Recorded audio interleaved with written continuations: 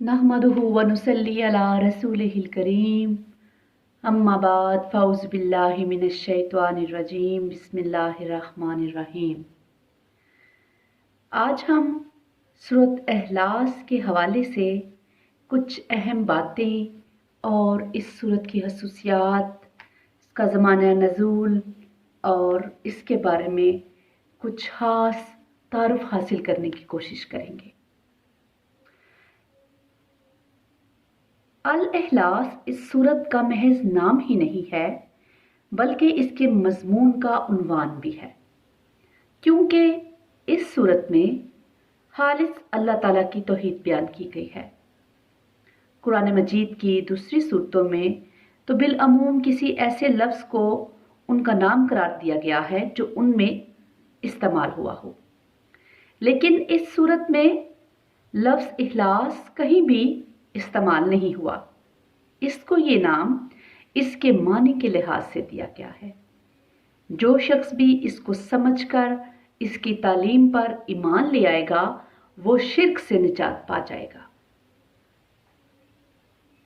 इसके मक्की और मदनी होने में इख्तलाफ है और ये इख्तलाफ उन रवायात की बिना पर है जो इसके सबब यानी इसकी वजह नज़ूल के बारे में मनकूल हुई हैं, जैसे कि हज़रत अब्दुल्ला बिन मसूद रज़ी अल्लाह ताला अन्हु की रवायत है कि कुरैश के लोगों ने रसूलुल्लाह सल्लल्लाहु अलैहि वसल्लम से कहा कि अपने रब का नस्ब हमें बताइए, क्योंकि अहले अरब का कायदा था कि जब वो किसी अजनबी शख्स से तारीफ हासिल करना चाहते थे तो कहते थे कि इसका नस्ब हमें बताओ, क्योंकि उनके यहाँ तारुफ में सबसे पहली चीज़ जो दरियाफ्त होती थी वो ये थी कि उसका नस्ब क्या है और वो किस कबीले से ताल्लुक़ रखता है।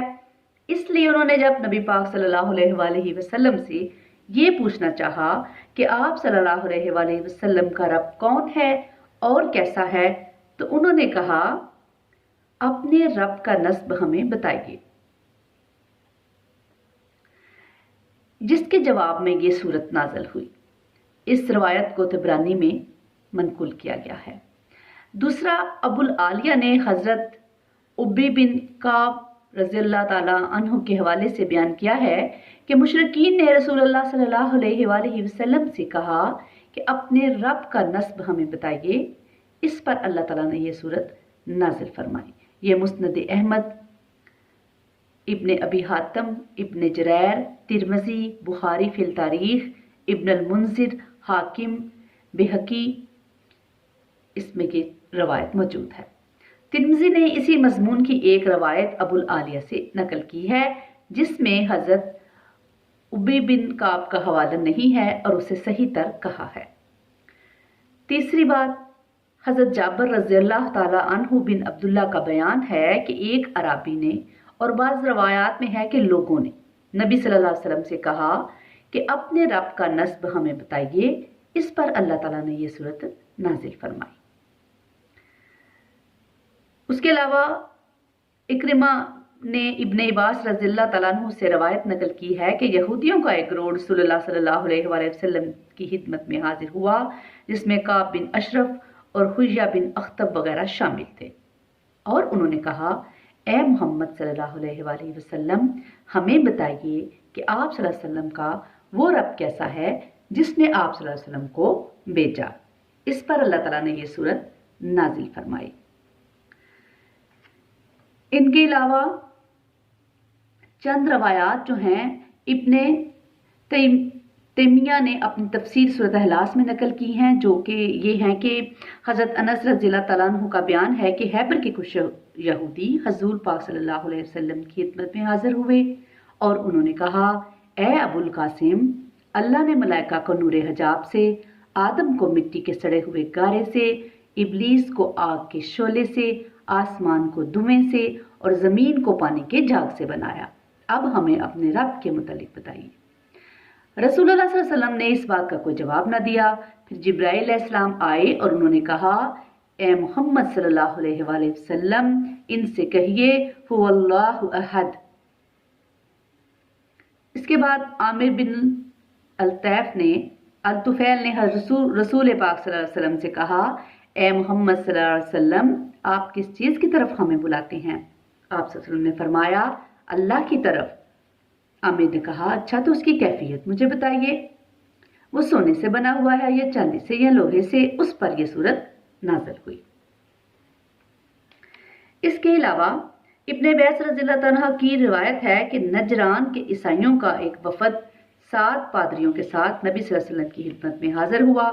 اس نے حضور صلی اللہ علیہ وسلم سے کہا ہمیں بتائیے آپ کا رب کیسا ہے، کس چیز سے بنا ہے؟ آپ نے فرمایا میرا رب کسی چیز سے نہیں بنا، وہ تمام اشیاء سے جدا ہے۔ اس پر اللہ تعالیٰ نے یہ صورت نازل فرمائی۔ ان روایات سے معلوم ہوتا ہے کہ مختلف مواقع پر مختلف لوگوں نے نبی پاک صلی اللہ علیہ وآلہ وسلم سے اس معبود کی ماہیت اور کیفیت دریافت کی جس کی بندگی اور عبادت کی طرف نبی پاک صلی اللہ علیہ وسلم لوگوں کو دعوت دے رہے تھے، اور ہر موقع پر آپ صلی اللہ علیہ وآلہ وسلم نے اللہ تعالیٰ کے حکم سے ان کو جواب میں یہی صورت سنائی تھی۔ سب سے پہلے یہ سوال مکہ میں قریش کے مشرکین نے آپ صلی اللہ علیہ وسلم سے کیا اور اس کے جواب میں یہ صورت نازل ہوئی۔ اس کے بعد مدینہ طیبہ میں کبھی یہودیوں نے، کبھی عیسائیوں نے اور کبھی عرب کے دوسرے لوگوں نے حضور صلی اللہ علیہ وسلم سے اسی نوعیت کے سوالات کیے، اور ہر مرتبہ اللہ تعالیٰ کی طرف سے اشارہ ہوا کہ جواب میں یہی صورت آپ صلی اللہ علیہ وسلم ان کو سنا دیں۔ ان روایات میں سے ہر ایک میں جو کہا گیا ہے کہ اس موقع پر یہ صورت نازل ہوئی تھی، اس سے یہ خیال نہیں ہونا چاہیے کہ یہ سب روایتیں باہم متضاد ہیں۔ اصل بات یہ ہے کہ کسی مسئلے کے بارے میں اگر پہلے سے کوئی آیت یا صورت نازل شدہ موجود ہوتی تھی تو بعد میں جب بھی کبھی نبی پاک صلی اللہ علیہ وسلم کے سامنے وہی مسئلہ پیش کیا جاتا تھا، اللہ تعالیٰ کی طرف سے ہدایت آ جاتی تھی کہ اس کا جواب فلاں آیت یا صورت میں ہے، یا اس کے جواب میں وہ آیت یا صورت لوگوں کو پڑھ کر سنا دی جائے۔ احادیث کے راوی اس چیز کو جو بیان کرتے ہیں کہ جب فلاں معاملہ پیش آیا یا فلاں سوال کیا گیا تو یہ آیت یا صورت نازل ہوئی۔ اس کو تکرار نزول سے بھی تعبیر کیا جاتا ہے، یعنی ایک آیت یا صورت کا کئی مرتبہ نازل ہونا۔ اس طرح سے صحیح بات یہ ہے کہ یہ صورت دراصل مکی ہے، بلکہ اس کے مضمون پر غور کرنے سے محسوس ہوتا ہے کہ یہ مکہ کے ابتدائی دور میں نازل ہوئی، جب اللہ تعالیٰ کی ذات و صفات کے بیان میں قرآن کی مفصل آیات ابھی نازل نہیں ہوئی تھی، اور رسول اللہ صلی اللہ علیہ وسلم کی دعوت اللہ کو سن کر لوگ یہ معلوم کرنا چاہتے تھے کہ آخر آپ صلی اللہ علیہ وسلم کا وہ رب کیسا ہے جس کی بندگی اور عبادت کی طرف آپ صلی اللہ علیہ وسلم لوگوں کو بلا رہے ہیں۔ اس کے بالکل ابتدائی دور کی نازل شدہ صورت ہونے کا ایک ثبوت یہ بھی ہے کہ مکہ میں جب حضرت بلال رضی اللہ تعالی عنہ کا آقا امیہ بن خلف ان کو دھوپ میں تپتی ہوئی ریت پر لٹا کر ایک بڑا سا پتھر ان کی چھاتی پر رکھ دیتا تھا تو وہ احد احد پکارتے تھے۔ یہ لفظ احد اسی صورت سے ماخوذ تھا۔ شان نزول کے بارے میں جو روایات ابھی ہم نے دیکھی ہیں ان پر ایک نگاہ ڈالنے سے یہ بات معلوم ہو جاتی ہے کہ جب نبی پاک صلی اللہ علیہ وآلہ وسلم توحید کی دعوت لے کر اٹھے تو اس وقت دنیا کے مذہبی تصورات کیا تھے۔ بت پرست مشرکین ان خداؤں کو پوج رہے تھے جو لکڑی، پتھر، سونے، چاندی وغیرہ مختلف چیزوں کے بنے ہوئے تھے، شکل، صورت اور جسم رکھتے تھے۔ دیویوں اور دیوتاؤں کی باقاعدہ نسل چلتی تھی، کوئی دیوی بے شوہر نہ تھی اور کوئی دیوتا بے زوجہ نہ تھا۔ ان کو کھانے پینے کی ضرورت بھی لاحق ہوتی تھی اور ان کے پرستار ان کے لیے اس کا انتظام کرتے تھے۔ مشرکین کی ایک بہت بڑی تعداد اس بات کی قائل تھی کہ خدا انسانی شکل میں ظہور کرتا ہے اور کچھ لوگ اس کے اوتار ہوتے ہیں۔ عیسائی اگرچہ ایک خدا کو ماننے کے مدعی تھے مگر ان کا خدا بھی کم از کم ایک بیٹا تو رکھتا ہی تھا، نعوذ باللہ، اور باپ بیٹے کے ساتھ خدائی میں روح القدس کو بھی حصہ دار ہونے کا شرف حاصل تھا، حتیٰ کہ خدا کی ماں بھی تھی اور اس کی ساس بھی، نعوذ باللہ۔ یہودی بھی ایک خدا کو ماننے کا دعویٰ کرتے تھے مگر ان کا خدا بھی مادیت اور جسمانیت اور دوسری انصافی صفات سے خالی نہ تھا۔ وہ ٹہلتا تھا، انسانی شکل میں نمودار ہوتا تھا اور اپنے کسی بندے سے کشتی بھی لڑ لیتا تھا، نعوذ باللہ، اور ایک عدد بیٹے یعنی حضرت عزیر کا باپ بھی تھا۔ ان مذہبی گروہوں کے علاوہ مجوسی آتش پرست تھے اور سابی ستارہ پرست۔ اس حالت میں جب اللہ وحدہ لا شریک کو ماننے کی دعوت لوگوں کو دی گئی تو ان کے ذہن میں یہ سوالات پیدا ہونا ایک لازمی امر تھا کہ وہ رب किस किस्म का है जिसे तमाम अरबाब और माबूदों को छोड़कर तन्हा एक ही रब और माबूद तस्लीम करने की दावत दी जा रही है। कुरान मजीद का ये इजाज है कि उसने इन सवालात का जवाब चंद अल्फाज में देकर अल्लाह की हस्ती का ऐसा वाज़ह तस्वर पेश कर दिया जो तमाम मुशरिकाना तस्वुरात का कला कमा कर देता है और उसकी ज़ात के साथ महलूकात की सिफात में से किसी सिफ्त की आलूदगी के लिए कोई गुंजाइश बाकी नहीं रहने देता। यही वजह है कि रसूलुल्लाह सल्लल्लाहु अलैहि वसल्लम की निगाह में इस सूरत की बड़ी असमत थी और आप सल्लल्लाहु अलैहि वसल्लम मुख्तलिफ तरीक़ों से मुसलमानों को इसकी अहमियत महसूस कराते थे ताकि वो कसरत से इसको पढ़ें और अवाम नास में इसे फैलाएं, क्योंकि ये इस्लाम के अवलीन बुनियादी अकीदे तौहीद को 4 ऐसे मुस्सिर फ़िक्रों में बयान कर देती है जो फ़ौरन इंसान के ज़हन नशीन हो जाते हैं और आसानी से ज़बानों पर चढ़ जाते हैं। अहदीस में कसरत से ये रवायात बयान हुई हैं कि हजूर सल्लल्लाहु अलैहि वसल्लम ने मुख्तलिफ मौक़ा पर मुख्तलिफ तरीक़ों से लोगों को बताया कि ये सूरत 1/3 कुरान के बराबर है।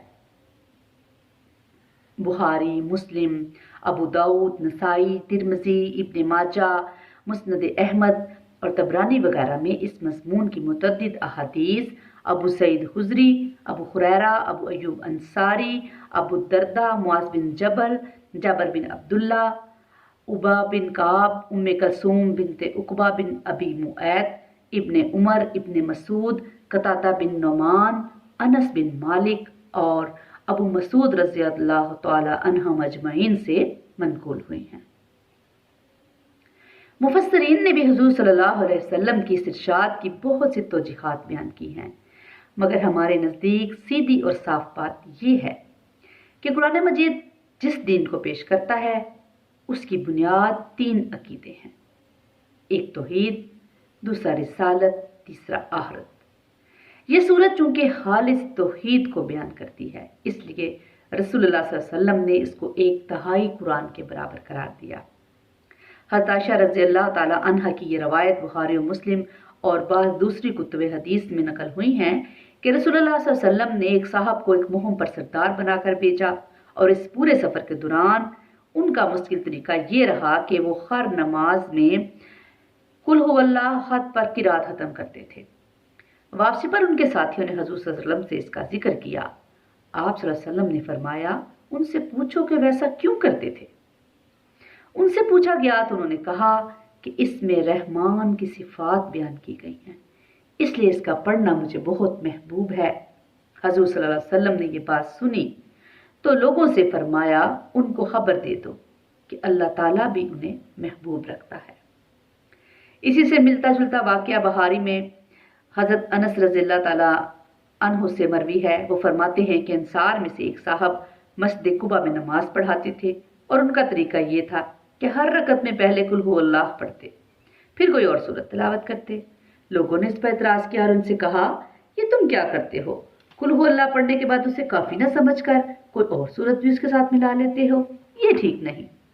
या तो सिर्फ इसी को पढ़ो या इसे छोड़कर कोई और सूरत पढ़ो। उन्होंने कहा, मैं इसे नहीं छोड़ सकता, तुम चाहो तो मैं तुम्हें नमाज पढ़ाऊं वरना इमामत छोड़ दूं। लेकिन लोग उनकी जगह किसी और को इमाम बनाना भी पसंद नहीं करते थे।